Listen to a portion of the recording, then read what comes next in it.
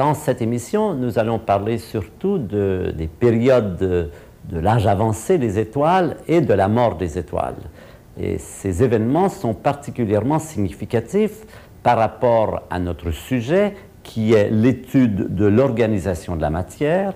On va voir comment la vie des étoiles, et en particulier le grand âge des étoiles, est très actif pour la production de nouveaux atomes, surtout les atomes lourds. Et on va voir comment la mort des étoiles est le lieu, l'occasion pour les atomes de s'associer en molécules. Nous revenons à notre Soleil que nous avons quitté au moment où il quittait la séquence principale, où il commençait à se réchauffer après avoir épuisé ses réserves d'hydrogène en hélium, et maintenant il commence à transformer cet hélium en carbone et en oxygène. Voilà le diagramme représentatif du parcours du Soleil. Nous l'avons laissé ici la dernière fois, nous l'avons suivi jusqu'ici, au moment où il commence à transformer l'hélium en carbone et en oxygène. Et puis un peu plus tard, il va continuer à briller. Et le Soleil, il faut bien dire, à l'échelle des étoiles, c'est une relativement petite étoile. Et les petites étoiles ne meurent pas de la même façon que les grosses étoiles. Il y a deux types d'étoiles très différents. Une petite étoile comme le Soleil meurt dans une agonie qui s'étend sur des dizaines ou des centaines de milliers d'années, tandis qu'une grosse étoile, au contraire, c'est une explosion, c'est un cataclysme cosmique que l'on voit jusqu'à des milliards d'années-lumière et qui produit des supernovas. Alors commençons par le Soleil. Quelle va être la vie du Soleil quand il aura quitté cette phase géante rouge à laquelle il va accéder dans environ 5 milliards d'années? Pendant cette phase géante rouge, donc, il va brûler son hélium en carbone et en oxygène, mais la masse du Soleil ne lui permet pas d'aller beaucoup plus loin sur le plan de la production de nouveaux éléments, sur le plan de ce qu'on peut appeler sa carrière nucléosynthétique. À partir de cette période où il aura épuisé son hydrogène, son hélium en carbone et en oxygène, il va reprendre sa route sur le diagramme. Il va passer du rouge ici vers le jaune, vers l'orange, vers le jaune, le blanc et le bleu. Et dans cette région-ci va se passer un phénomène particulièrement spectaculaire que nous appelons la formation d'une nébuleuse planétaire. Une nébuleuse planétaire, on en verra de très belles images un peu plus tard, c'est une étoile qui est en train de se vider, qui est en train d'éjecter dans l'espace la matière dont elle était constituée, et cette matière, bien sûr, comprend un très grand nombre de ces nouveaux atomes que l'étoile a formés pendant toute sa vie, pendant toute sa carrière de nucléosynthèse. Alors, une nébuleuse planétaire, c'est d'abord un noyau central avec cette matière qui l'entoure, qui forme une espèce d'anneau. C'est très joli, on le verra tout à l'heure. Cette matière va se dissiper dans l'espace, va se disperser, tandis que la partie centrale va continuer à se replier sur elle-même et va former une naine blanche. L'avenir du Soleil, c'est donc, après avoir perdu ici ses couches superficielles, de s'engager sur la voie des naines blanches et de mourir comme une naine blanche qui progressivement va perdre son énergie et va devenir une naine noire pendant des périodes. Tout cela va prendre des périodes de milliards, de dizaines, de centaines de milliards d'années. C'est donc le cas pour les étoiles petites, cette mort lente avec naissance d'une naine blanche. Les étoiles plus massives ont un sort beaucoup plus heurté et beaucoup plus tumultueux. Voilà maintenant le diagramme de Hertzsprung-Russell pour une étoile massive. Voilà le trajet que suivrait une étoile massive, disons de 25 fois la masse du Soleil, disons entre 15 et 25 fois la masse du Soleil. Elle paraît, nous retrouvons donc notre diagramme avec la séquence principale. L'étoile apparaît ici déjà beaucoup plus lumineuse, mais toujours dans la région rouge, parce que c'est une masse de gaz en train de s'effondrer. La première période de contraction gravitationnelle va l'amener jusqu'à la séquence principale. son point représentatif est plus haut, bien sûr, que celui du Soleil. Et rappelez-vous ce que ça veut dire. Ça veut dire qu'elle est beaucoup plus brillante, mais surtout que sa vie est beaucoup plus courte, puisqu'elle épuise très rapidement ses réserves d'énergie. Ça peut durer, par exemple, pour les étoiles les plus massives, comme des étoiles des supergéantes bleues, comme par exemple les Trois Rois Mages dans Orion, ça peut durer à peine 10 millions d'années, 10 millions d'années, alors que pour le Soleil, c'est 10 milliards d'années. Et puis, quand l'hydrogène est épuisé, au point de vue nucléaire, c'est la même séquence. L'hydrogène est épuisé, l'étoile a transformé son noyau central en hélium, et l'étoile se contracte à nouveau pour retrouver sa source d'énergie gravitationnelle. Cela correspond à un départ dans la direction des géantes rouges. Dans cette direction, elle se réchauffe et arrivé là, l'hélium devient lui-même le carburant et nous avons formation de carbone et d'oxygène. Et puis, la même chose, le carbone et l'oxygène s'épuisent et l'étoile reprend sa contraction gravitationnelle pour atteindre des températures plus élevées. Pour les étoiles très massives, les températures peuvent monter jusqu'à des centaines de millions de degrés et même des milliards de degrés. Et sur l'écran, nous voyons maintenant le schéma qui représente dans le plan NZ ce que fait une étoile qui a atteint, disons, 500-600 millions de degrés. Vous voyez comment le carbone et l'oxygène, qui sont les cendres de la fusion de l'hélium, deviennent le nouveau carburant et se transforment à leur tour en une collection d'éléments dans lesquels on reconnaît le néon, le sodium, le magnésium, l'aluminium, le silicium. Et nous allons voir maintenant ce qui se passe quand cette fusion elle-même se termine, parce que bien sûr c'est toujours la même chose, quand on a épuisé ce carburant, l'étoile n'a plus de source d'énergie, elle est obligée de retourner à son mode de contraction, elle se réchauffe à nouveau, elle va maintenant atteindre des températures de milliards de degrés. À ce moment-là, même les éléments aussi lourds que le magnésium et le silicium deviennent suffisamment rapides, les vitesses thermiques de ces particules sont suffisamment grandes pour leur permettre d'entrer en collision, pour leur permettre de se toucher et de poursuivre encore plus loin cette tâche nucléosynthétique. Et voilà maintenant une phase encore plus avancée. Maintenant, c'est le silicium et le magnésium qui sont les carburants, et ces éléments vont produire une quantité d'éléments chimiques que vous voyez devant vous, ce que nous appelons les métaux, le plus important étant le fer, mais il y a aussi bien sûr le cuivre, le manganèse, le chrome, le titane, bien d'autres éléments que vous voyez devant vous.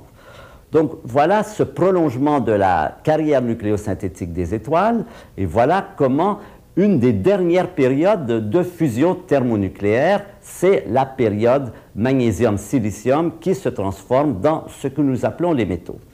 Là, il se passe un phénomène fondamental dont il faut parler tout de suite, c'est qu'à partir de là, rien ne va plus. Il ne sera plus possible d'associer les éléments fer pour en produire des éléments plus lourds. Pourquoi? Eh bien, c'est ce que nous allons maintenant comprendre en étudiant les propriétés précisément des atomes, les propriétés, les possibilités pour eux de se fusionner pour donner des éléments encore plus lourds.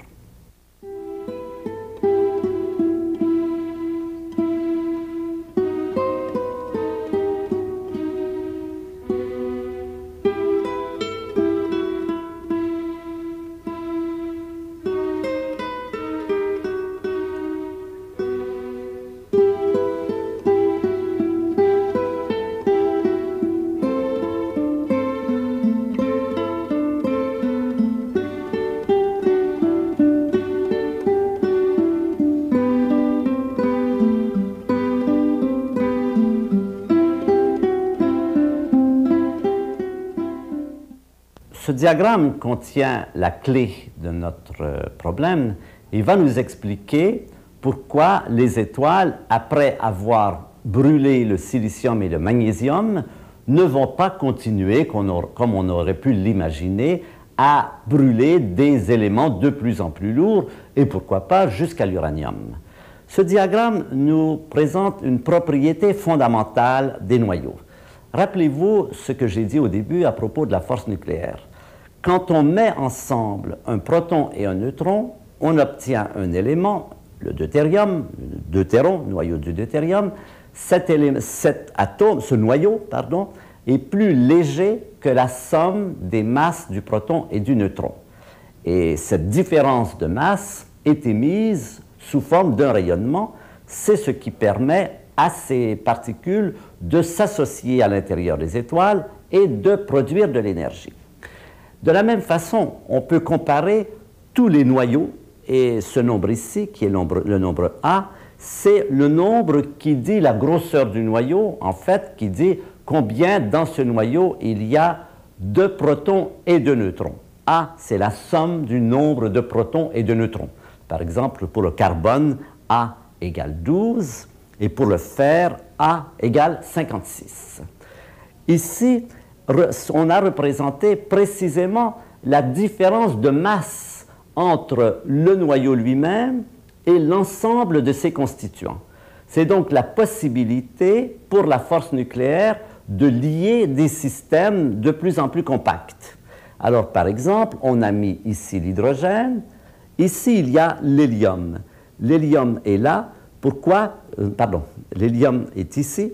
Pourquoi l'hélium est là? Eh bien, cette différence d'ici à là vous dit quelle est la fraction de masse que vous pouvez récupérer quand vous combinez 4 hydrogènes en un hélium. Cette fraction de masse, elle est donnée par cette échelle-ci. Et on a fait la même chose pour un très grand nombre de noyaux, et on voit que plus on combine des noyaux, plus on considère des noyaux de plus en plus lourds, plus on arrive à récupérer une fraction de plus importante de la masse et la transformer en rayonnement. Cependant, vous remarquez que cette diminution progressive passe ici par un minimum. Qu'est-ce que ça veut dire? Ça veut dire que le fer, qui se trouve ici, est l'élément dans lequel la différence de masse entre le noyau lui-même et la somme de ses constituants est la plus grande. Quand on continue, on s'aperçoit que ça va dans le sens inverse. C'est-à-dire que, alors que l'on gagne en transformant de l'hydrogène en hélium, de l'hélium en carbone, azote et oxygène, de la carbone, azote et oxygène en fer, on ne gagne plus du tout si on persiste à transformer le fer en élément plus lourd. Et en fait, c'est l'inverse. Les éléments qui sont ici, ce sont les éléments uranium, par exemple, et le principe même des réacteurs thermonucléaires qui marchent à uranium ou à thorium, ils utilisent ce principe, mais dans le sens inverse. Ces éléments, l'uranium, mis dans un réacteur, peut dégager une partie de la fraction de masse qu'il possède et se transformer en particules, en noyaux de plus faible masse. Ce domaine qui va d'ici jusqu'au minimum de la courbe, c'est celui qu'utilisent les bombes à hydrogène ainsi que les réacteurs éventuels qui utiliseraient la fusion contrôlée. C'est le domaine de la fusion. Tandis qu'ici, c'est le domaine des bombes à uranium et des réacteurs à uranium, c'est-à-dire celui dans lequel on gagne de l'énergie en cassant des noyaux lourds en noyaux plus légers ici au centre.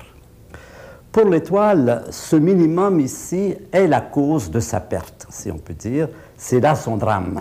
Son drame, c'est qu'on pourrait dire, elle n'a pas lu son manuel de physique nucléaire, elle ne sait pas qu'il y a un minimum dans cette courbe de stabilité des noyaux, en d'autres mots, dans la possibilité d'acquérir de l'énergie en fusionnant des noyaux. Rappelez-vous que l'étoile se réchauffe progressivement. En se réchauffant, elle transforme de l'hydrogène en hélium, gain d'énergie considérable. Ensuite, elle transforme l'hélium en carbone, oxygène et des éléments plus lourds. Elle continue donc le long de cette courbe. Et maintenant, quand elle arrive à la phase de transformation du silicium en métaux et en fer, c'est la dernière possibilité pour elle d'acquérir de l'énergie par cette fusion thermonucléaire. Elle ne le sait pas et elle va continuer. Et ce qui va se passer, c'est qu'en en essayant de produire des éléments encore plus lourds, c'est-à-dire en se réchauffant, en fait, c'est le phénomène inverse qui va se produire. Les éléments fer très stables qu'elle a produits vont se désintégrer, vont redevenir des éléments légers. On va remonter par ici. Et cette désintégration va prendre de l'énergie, va enlever une partie importante de la chaleur qui est au centre de l'étoile. Alors, elle est en quelque sorte désarçonnée, déboussolée, si on veut dire.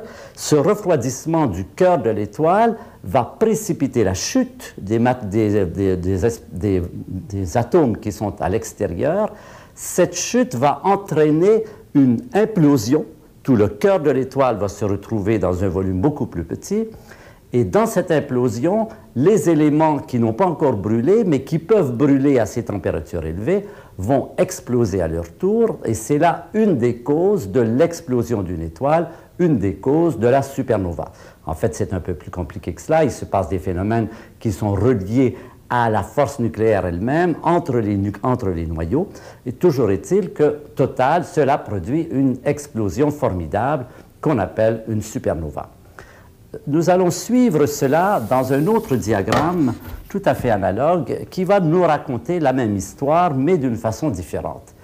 Voici à nouveau l'évolution d'une étoile dans le temps, mais ce qu'on a montré ici, ce n'est pas son âge, mais sa température.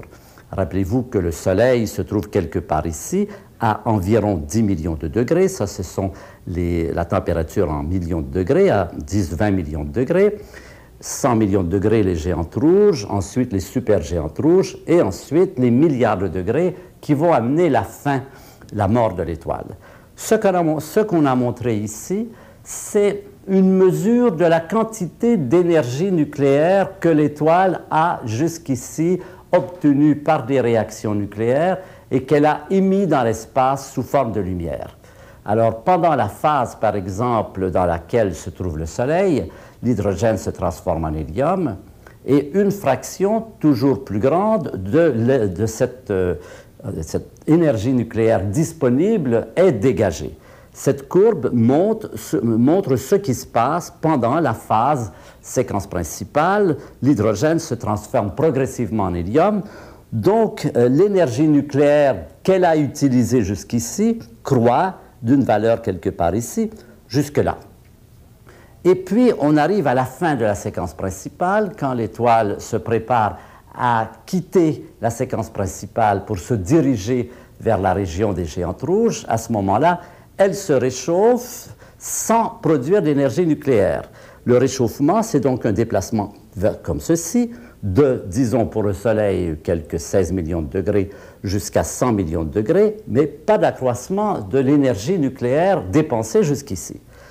Ici, l'hélium devient passible de réaction thermonucléaire, peut se transformer en carbone et en oxygène, donc nouveau dégagement d'énergie nucléaire, pratiquement à température constante. Cela produit en particulier du carbone, aussi de l'oxygène, et nouvelle période, toute cette période qui correspond à la phase supergéante rouge, c'est la phase dans laquelle l'étoile, maintenant, va se réchauffer en gardant cette même composition. Toujours la même histoire, rappelez-vous comment les étoiles alternent de phases où elles obtiennent leur énergie à partir de contractions gravitationnelles et des phases où elles l'obtiennent à partir de fusion thermonucléaire. Ici, à nouveau, fusion thermonucléaire, production de magnésium. Ensuite, phase de contraction gravitationnelle, on se réchauffe, on arrive à une fusion de ce magnésium pour donner des éléments autour du silicium, on se réchauffe encore, on brûle le silicium pour donner du fer, et c'est là que le drame arrive, c'est que quand on commence à porter le fer à des températures suffisamment élevées pour que les noyaux de fer interagissent entre eux, et cela représente des températures de milliards de degrés. Rappelez-vous qu'un noyau de fer, c'est composé de 26 protons, et la répulsion électrostatique entre deux noyaux de 26 protons est évidemment très grande. Cette répulsion électrostatique ne peut être vaincue que si les vitesses entre ces noyaux sont extrêmement grandes. C'est donc là qu'on demande des températures très élevées. Sauf que Le fer, quand on commence à l'amener à entrer en réaction avec lui-même, en réaction également avec le gaz de photons de rayonnement gamma qui se trouve autour de lui, au lieu de se composer en éléments plus lourds, parce que rappelez-vous la courbe précédente, on ne gagne plus d'énergie par cette combinaison puisqu'on est au maximum de l'énergie qu'on peut atteindre en compactant des noyaux, c'est-à-dire des noyaux qui ont la plus faible masse par rapport à la somme de leurs constituants, c'est les noyaux de fer.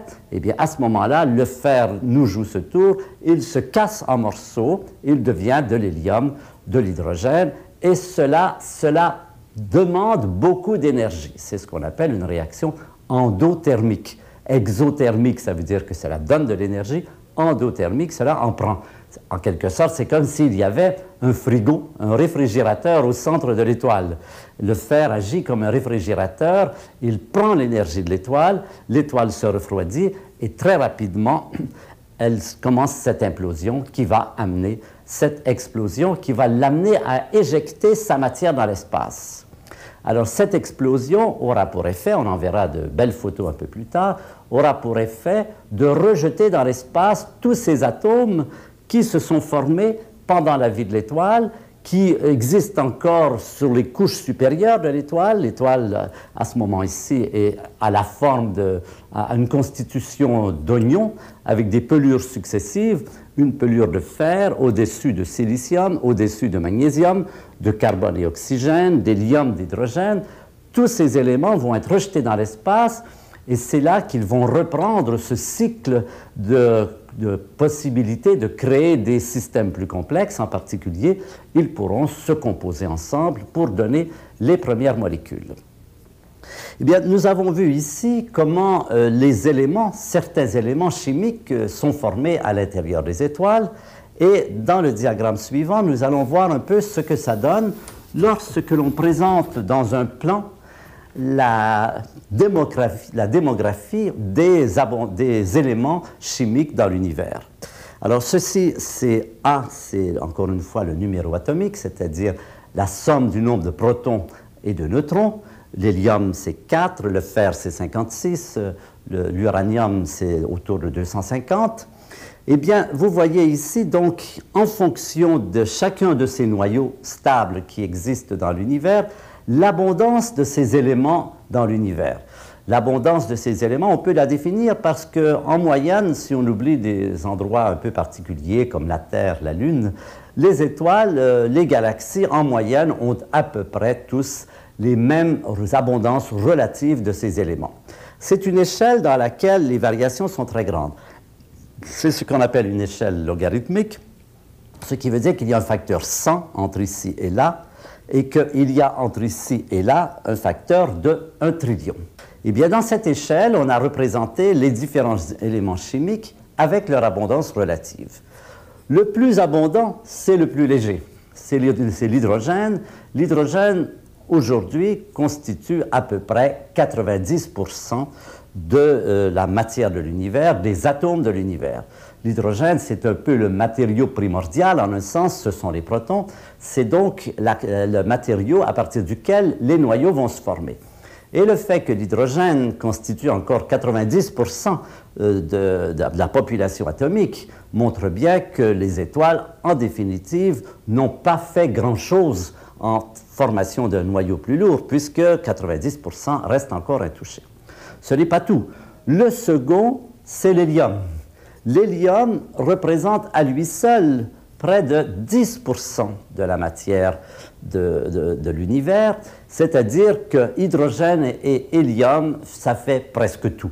En fait, la somme de tous les autres atomes, ça fait à peu près 1/1000 de l'ensemble de toute la population. 90%, 10%, et tout le restant, ce sont tous les autres atomes occupent tout juste une partie pour 1000 de l'ensemble de la population des atomes dans l'univers. L'hélium, on a vu, a deux sources, deux origines dans l'univers. Une origine qui vient du Big Bang. Dans le Big Bang, à peu près 9% des héliums sur les 10%, c'est-à-dire 9, plutôt 8 sur 10 des héliums qui existent, sont formés dans le Big Bang, dans cette nucléosynthèse primordiale dont on a parlé. Et les deux qui restent sont le produit d'étoiles comme le Soleil. Toutes les étoiles, rappelez-vous, pendant la séquence principale, transforment de l'hydrogène en hélium, et cela a ajouté à peu près 2 héliums sur 10, ou dans l'échelle de 100, on est passé d'à peu près 8% à 10%, alors que l'hydrogène fait le 90%. Tous ces autres éléments, pourtant, par contre, sont produits par les étoiles. En particulier, nous retrouvons ici le carbone et l'oxygène. Le carbone et l'oxygène sont les principaux constituants des principaux produits des étoiles plus avancées, comme les géantes rouges. Rappelez-vous que c'est la seconde phase, la phase dans laquelle l'hélium se combine pour donner du carbone et de l'oxygène. Et ici, on a deux courbes, une courbe qui représente la plupart des éléments, et puis ici, quelques éléments particuliers qui sont au-dessus. On a cru bon de mettre deux courbes, on ne va pas insister là-dessus. Ce qui est particulièrement important pour nous, c'est ce pic. Ce pic, c'est le pic du fer. L'élément qui est au sommet ici, c'est le fer. Il est produit par toutes ces étoiles qui sont suffisamment massives pour que, durant leur vie, elles aient pu atteindre cet élément qui est le plus stable, donc celui par rapport auquel on gagne le plus à le former. Et on voit donc comment le fer a lui-même une position prépondérante, si vous voulez. Si on fait une courbe moyenne comme ceci, on voit que plus les éléments sont lourds, moins il y en a. Ça, ce serait une bonne règle générale, avec des exceptions. Une exception ici, dans ce domaine du fer, qui est entouré du cobalt, du nickel, du cuivre, du chrome. Ces métaux sont quelque part ici, et ils sont formés de façon préférentielle en vertu de leur plus grande stabilité.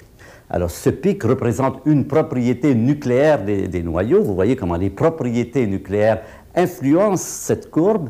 Ce pic représente le fait que ces noyaux sont plus stables.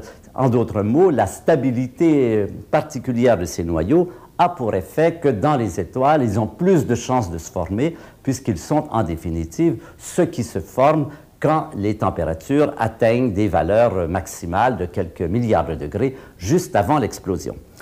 Les autres éléments ici, comment les forme-t-on? Eh bien, ça pose un problème. On a vu comment, en combinant les éléments légers, on arrive à faire des éléments de plus en plus lourds, mais on a vu comment on ne peut pas dépasser l'élément fer simplement par cette combinaison, par cette recette qui consiste à avoir des périodes alternées de réchauffement, de fusion thermonucléaire, de réchauffement, de fusion thermonucléaire. Alors, ces éléments-ci, en fait, sont formés par des voies secondaires qui impliquent une particule qui est le neutron. Le neutron, évidemment, a l'avantage qu'il n'est pas soumis à la répulsion électrostatique, c'est-à-dire que même dans des milieux relativement froids, les neutrons peuvent s'approcher des noyaux et s'y combiner et former des éléments plus lourds. On a vu que des neutrons dans l'univers, maintenant, il y a longtemps qu'il y en a plus, c'est-à-dire des neutrons qui ont été créés au début, mais il se trouve que certaines des réactions nucléaires qui transforment les éléments légers en éléments plus lourds produisent par des voies secondaires un certain faisceau de neutrons. Et ce faisceau de neutrons va ensuite, pendant les phases stables de la vie des étoiles, s'associer aux éléments plus lourds et progressivement va faire apparaître, ce flux va faire apparaître des éléments de plus en plus lourds jusqu'à l'uranium. Alors, cette courbe, donc, va décroissante, mais avec certains pics ici qu'on retrouve, et là aussi c'est intéressant, on s'aperçoit que ces pics sont reliés à des éléments, représentent des éléments qui sont particulièrement peu sensibles à la capture de neutrons, tandis que les trous représentent des éléments qui sont particulièrement sensibles à la capture de neutrons. Alors pourquoi il y a des pics quand les éléments refusent de capturer des neutrons et des trous quand ils acceptent les neutrons? Eh bien, c'est un phénomène qui est tout à fait familier. Par exemple, quand vous avez une circulation sur une autoroute, vous savez très bien que s'il y a des passages plus difficiles, s'il y a des travaux sur l'autoroute, eh bien, il va y avoir beaucoup plus de voitures dans la région où il y a des travaux, beaucoup plus de voitures à un moment donné. Quand vous regardez l'autoroute, vous voyez des engorgements dans cette région. Par contre, quand l'autoroute est libre, la densité de voitures, la quantité de voitures qui passent par seconde, par exemple, est beaucoup plus faible. Mais c'est la même chose ici. Les neutrons ont pour effet, en étant capturés par des noyaux plus légers, de créer progressivement des noyaux de plus en plus lourds. Si ce passage, cette circulation vers les noyaux plus lourds se fait lentement, progressivement, il va y avoir de l'attente. Les noyaux qui sont ici mettront plus de temps à capturer des neutrons, donc il va y avoir accumulation ici, tandis que dans cette région, ils vont rapidement passer vers des éléments de plus en plus lourds. Il y aura ces creux.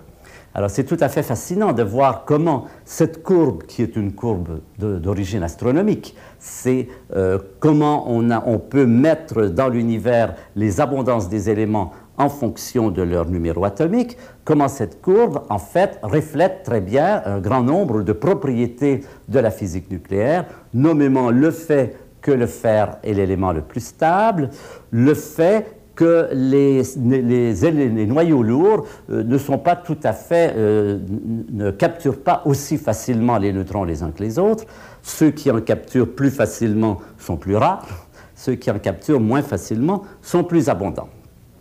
Alors voilà donc cette courbe de forme de distribution de l'abondance des éléments que l'on retrouve ici, avec, en résumé, toujours l'hydrogène qui est l'élément le plus fréquent, le plus abondant, simplement parce qu'on est parti de l'hydrogène et qu'il en reste encore beaucoup.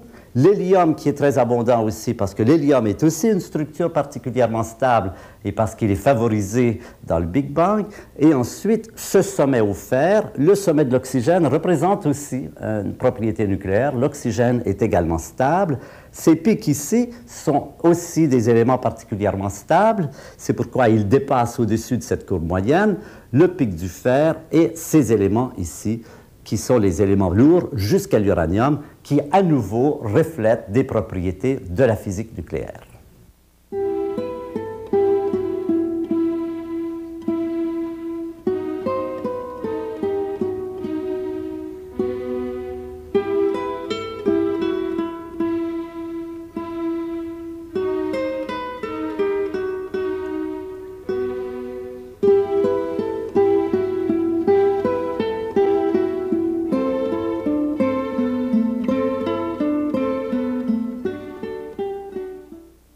Rappelons-nous que tous ces éléments chimiques, avec leur distribution relative décrite ici, n'existaient pas dans les tout premiers temps de l'univers, que c'est un des chapitres de la structuration de la matière dont nous sommes en train de parler.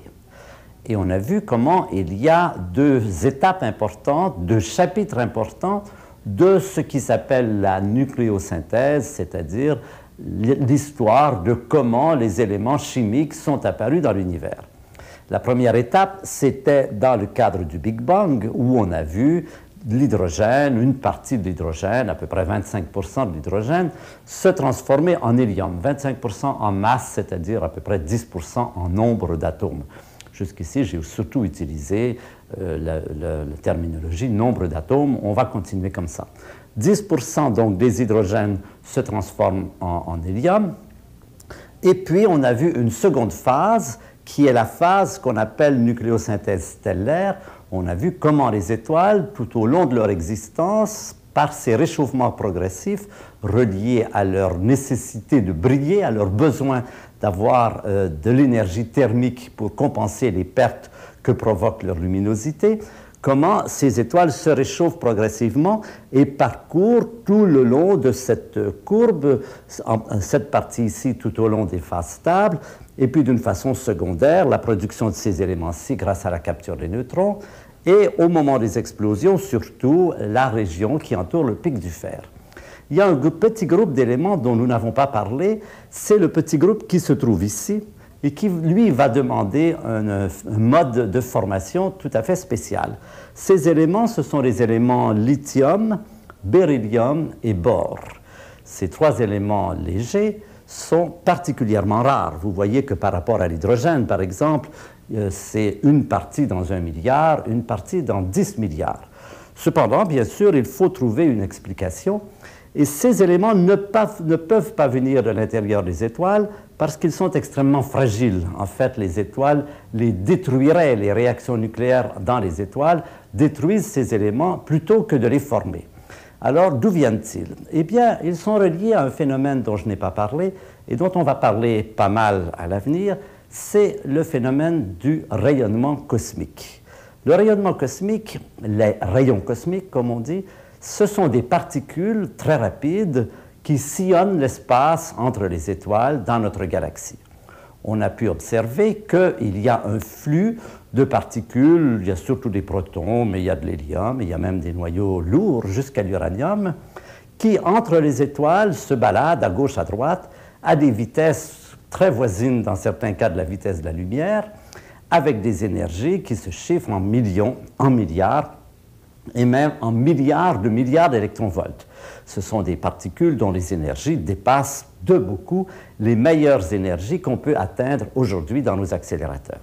Eh bien, qu'est-ce qui se passe quand ces particules rapides, quand ces protons et ces héliums rapides frappent sur leur passage des obstacles qu'ils rencontrent dans la galaxie? Ces obstacles, ça peut être des atomes plus lourds, parce que ces atomes, il en existe dans les étoiles, mais il y en a aussi dispersés dans les nuages interstellaires, et ça peut être aussi des grains de poussière. Les grains de poussière, ce sont des petits grains de silicium, oxygène, silicium, des grains de sable, on peut dire, et ces grains de poussière également sont passibles d'être frappés par des protons très rapides qui arrivent sur eux. Alors imaginons la collision d'un proton de très haute énergie avec un noyau d'oxygène, par exemple. Rappelez-vous qu'un noyau d'oxygène, c'est composé de 8 protons et 8 neutrons. Un proton qui arrive très vite va le casser. On sait très bien comment ça se passe, on le produit nous-mêmes au laboratoire, on peut reproduire ces phénomènes dans les accélérateurs. Il va le casser et ça va donner toute une variété de produits possibles.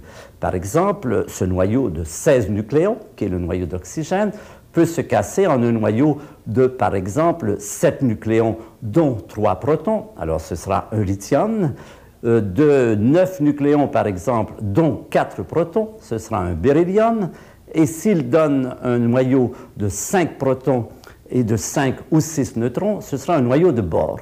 Donc vous voyez, la collision que l'on produit, nous, au laboratoire, quand on envoie des protons sur des noyaux lourds pour les casser et obtenir ces produits, qui sont en particulier, entre autres, des noyaux de lithium, de beryllium et de bore, eh bien c'est un phénomène qui se produit couramment dans l'espace interstellaire, et ce produit engendre progressivement, c'est un phénomène très lent, mais qui dure depuis le début de la galaxie, qui engendre progressivement ces particules, c'est-à-dire ces éléments lithium, beryllium, bore. Le rayonnement cosmique, fort heureusement, ne parvient pas jusqu'à la Terre, ou du moins une très grande partie n'arrive pas à la Terre. Pourquoi? Parce qu'il y a d'une part la magnétosphère de la Terre, le champ magnétique qui les dévie, et aussi parce que l'atmosphère de la Terre absorbe une partie de ce rayonnement.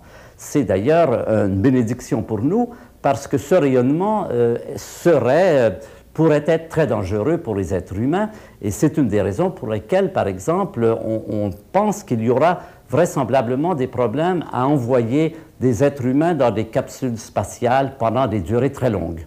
Ce rayonnement vient d'une part de la galaxie, ce rayonnement qui vient de la galaxie est assez régulier, mais le Soleil, au moment de ces orages dont on a parlé tout à l'heure, émet lui-même des flux très importants de ces particules de haute énergie, et ces particules arrivent en nombre suffisant pour pouvoir faire des dommages au tissu humain.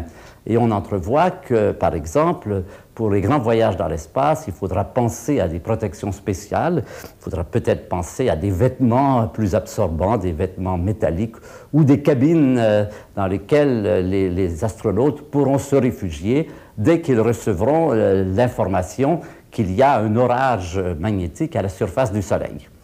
Eh bien, donc ces particules existent un peu partout dans la galaxie, et ces particules sont responsables de la formation par cassure des éléments de carbone, mais aussi oxygène, et en fait, tous ces éléments lourds sont passibles de ces cassures, et ces cassures, donc, engendrent les éléments lithium, beryllium, bore pendant toute la durée de la vie de la galaxie.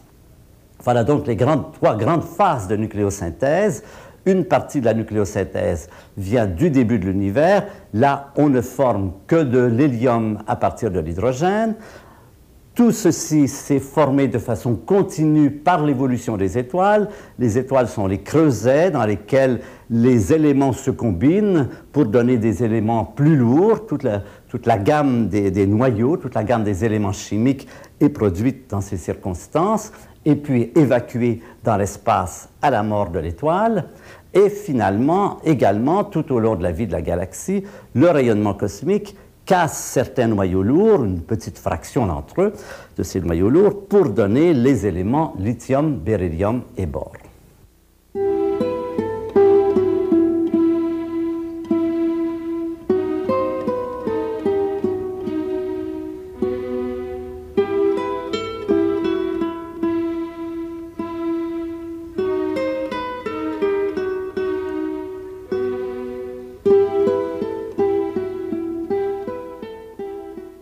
Nous avons de très beaux documents astronomiques de la mort des étoiles. C'est peut-être un des grands cadeaux de la technologie contemporaine à l'humanité, c'est la possibilité de voir en direct des événements stellaires que jamais nos parents ou nos grands-parents n'ont pu voir. Et pour la suite de cette émission et dans la prochaine, je vais vous présenter les vues représentant les différentes étapes que nous avons poursuivies jusqu'ici. Sur l'écran, vous voyez en ce moment une nébuleuse planétaire. C'est l'avenir du Soleil, c'est ce que sera vraisemblablement la mort du Soleil dans 5 milliards d'années. Mais avant de vous présenter ces documents, je voudrais nous replacer sur notre carte, sur le plan HR, sur le plan de l'évolution des étoiles. Rappelez-vous, c'est le plan qui donne la couleur en fonction de la luminosité. Nous avons quitté le Soleil quelque part ici au moment où il brûlait son hélium en carbone et en oxygène. Et puis ensuite, incapable de se chauffer plus, il s'est mis à se développer, à évoluer dans ce plan, dans cette direction. Quelque part ici se passe ce phénomène qui s'appelle le phénomène des nébuleuses planétaires, c'est-à-dire que là, le Soleil va commencer à perdre sa matière. Le vent solaire dont on a parlé, ce vent qui, de façon relativement faible aujourd'hui, transporte une partie de la matière du Soleil vers l'extérieur. On en a vu des effets sur les comètes, on en a vu des effets sur les aurores boréales. Eh bien, à ce moment, quand l'étoile va passer près d'ici, quand elle sera dans le domaine du bleu, à ce moment, ce vent va s'intensifier prodigieusement, d'un facteur presque 1 million. Et ce courant, ce puissant courant qui va quitter la surface du Soleil va transporter une quantité considérable de matière vers l'extérieur. Dans la photo, maintenant revenons à l'écran, dans la photo, l'étoile qui nous intéresse, l'étoile qui est en train de mourir en ce moment, c'est l'étoile qui est tout juste au centre de cet anneau coloré que vous voyez en ce moment. Ne faites pas attention aux autres étoiles, soit celle qui est à l'intérieur de l'anneau également, soit celle qui se trouve à l'extérieur sur le fond noir du ciel. Ce sont les étoiles qui sont devant ou derrière, qui ne nous intéressent pas particulièrement. Celle qui nous intéresse, c'est celle qui est tout à fait au centre. C'est cette étoile qui est en train de mourir. C'est donc l'état dans lequel le Soleil sera dans environ 5 milliards d'années. Eh bien, cette étoile, comme vous le voyez, est en train de se vider. Et cette matière qui entoure cette étoile, c'est précisément le résidu de toute cette matière. C'est l'accumulation sous forme d'anneau. En fait, c'est une coquille sphérique qu'on ne voit que comme un anneau de profil. C'est l'accumulation de cette matière qui était auparavant dans l'étoile. Et vous distinguez à peu près bien une couleur verte. On va le voir mieux dans l'image suivante. Voilà encore une autre nébuleuse planétaire. L'étoile qui nous intéresse, c'est celle qui est tout juste au centre géométrique. Et vous voyez qu'autour de cette étoile, il y a d'abord un disque vert. Le vert, pour nous, c'est le signe qu'il s'agit de l'oxygène. Chaque élément en astronomie peut être identifié par la couleur de la lumière qu'il émet. Et à l'extérieur, un anneau beaucoup plus important qui est composé de rouge. Ce rouge, c'est l'azote et aussi de l'hydrogène. Donc, vous avez devant vous ce phénomène dans lequel l'étoile éjecte à l'extérieur de son volume tous ces éléments, une partie de ces éléments qu'elle a formés pendant sa vie. En fait, il va rester un noyau central qui va devenir une naine blanche. Et ces éléments éjectés avec un vent très puissant, vous le devinez au fait qu'il y a on sent très bien un mouvement radial s'éloignant de l'étoile. Ces éléments maintenant sortent de ce creuset stellaire où il faisait très chaud et se trouvent projetés dans des régions où la température est beaucoup plus faible, quelques dizaines de degrés au-dessus du zéro absolu. Quand il fait très froid, ce qui se passe, c'est que la force nucléaire s'arrête. La force nucléaire ne fonctionne pas quand il fait froid. Elle ne fonctionne que lorsqu'il fait très chaud. Elle s'arrête et elle est remplacée par la force électromagnétique. Et c'est la force électromagnétique maintenant qui va entrer en opération. Et qu'est-ce qu'elle va faire? Elle va combiner les noyaux d'atomes avec des électrons pour en faire des atomes. Par exemple, les noyaux d'oxygène vont fabriquer des atomes d'oxygène, et puis ensuite, ces atomes vont se combiner entre eux pour former des molécules, par exemple de l'eau, l'hydrogène et l'oxygène, le gaz carbonique, carbone et oxygène, méthane, carbone et hydrogène, ammoniac, azote et hydrogène. Eh bien, tous ces éléments vont se former précisément dans cette région par le fait que c'est maintenant la force électromagnétique qui va dominer. Donc, chapitre important, dans notre échelle, dans notre pyramide de la complexité, nous sommes passés à l'étape supérieure, nous sommes en train de voir le lieu dans le ciel où les atomes se combinent pour former des molécules. Ces nébuleuses planétaires, donc, représentent la fin des étoiles de faible masse. Ce sera le cas du Soleil. Pendant une période qui s'étend sur quelques dizaines de milliers d'années, l'étoile va disperser dans l'espace sa matière. Cette matière va s'étendre progressivement et va constituer éventuellement, va se mélanger éventuellement à la matière interstellaire dans laquelle elle pourra former peut-être de nouvelles étoiles et peut-être même de nouvelles planètes et peut-être même de nouvelles biosphères. Je vais vous présenter d'autres exemples. Là, à nouveau, nous avons une nébuleuse planétaire. Vous avez au centre de ce disque vert cette étoile légèrement bleutée qui s'en va vers la région des naines blanches. Et ce disque vers l'oxygène, et à l'extérieur, vous distinguez une vague luminosité rouge, toujours l'azote et l'hydrogène. En voici encore un exemple. Celle-là est beaucoup moins facile à identifier, mais c'est le même phénomène. Toujours au centre, cette étoile bleue et cette masse de gaz qui, cette fois, prend des formes assez particulières. Cette nébuleuse planétaire est donc le résultat, la fin de la vie des étoiles de petite masse, et c'est la période qui va amener l'étoile vers la région des naines blanches. Ici, donc, nous sommes quelque part ici. L'éjection de la matière se fait ici. Quand l'éjection est terminée, il ne reste plus que ce noyau central qui est la naine blanche qui va maintenant descendre dans cette direction où elle va pâlir et devenir de plus en plus faible.